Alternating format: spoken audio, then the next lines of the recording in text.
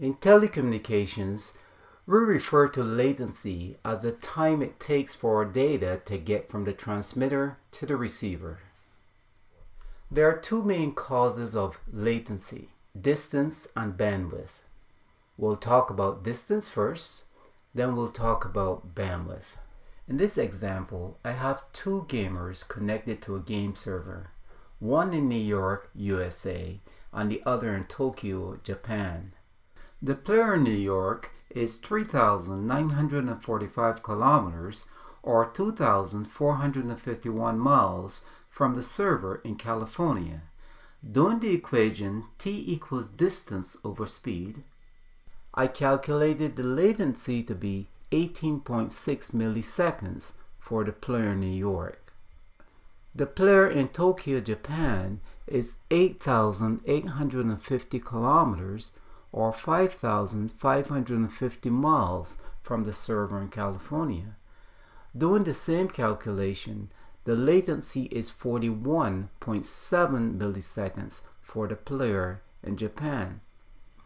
So it would take more than twice the time for the player in Japan to receive data or send data back to the server in California. As a direct result of distance, the player in New York will have an advantage because he is closer to the server with reduced latency.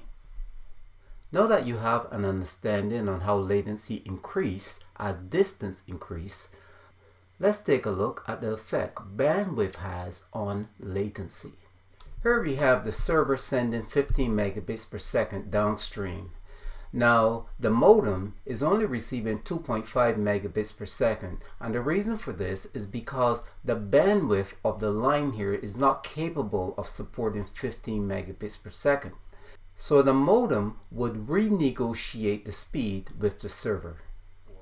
Now you'll notice here that the speed for the server has changed. It is now sending 2.5 megabits per second downstream instead of the 15 megabits per second it was sending before. That is because this modem has renegotiated the speed because the line here is not capable of supporting that 15 megabits per second.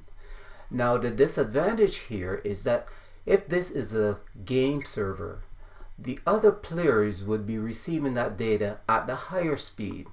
So this player here would be receiving it at a low speed. So the data that this computer receives will be much later than the other players receive their data. So this computer will be experiencing a higher latency in comparison to the others. It is important for you to have a line that supports the speed that the server is trying to negotiate. There are many categories of gaming, and the speed requirements may be different. First, we have casual online gaming such as puzzle games, turn-based strategy games, or simple multiplayer games. For these games, a relatively modest internet connection speed around 3 to 6 megabits per second download and 1 megabit per second upload should provide a satisfactory experience. For more competitive online gaming such as first-person shooting, real-time strategy games, or multiplayer battle arena games, a faster and more stable internet connection is recommended with line speeds of at least 10 to 20 megabits per second download and 1.5 megabits per second upload in order to minimize latency and ensure smooth gameplay. To engage in virtual reality gaming, higher internet speeds are necessary to handle the additional data requirements. Consider speeds of at least 20 to 50 megabits per second download and 5 to 10 megabits per second upload for optimal performance. Video conferencing is also a real-time application demanding low latency. For video conferencing using standard video, you need a minimum of 1 to 2 megabits per second download and 1 to 2 megabits per second upload. For HD video, you need a minimum of 4 to 6 megabits per second download and 4 megabits per second upload. Video conferencing with 4K video requires speeds between 50 and 60 megabits per second, both upstream and downstream. And if there's a second person also doing video conferencing at the same time, those speed requirements may double.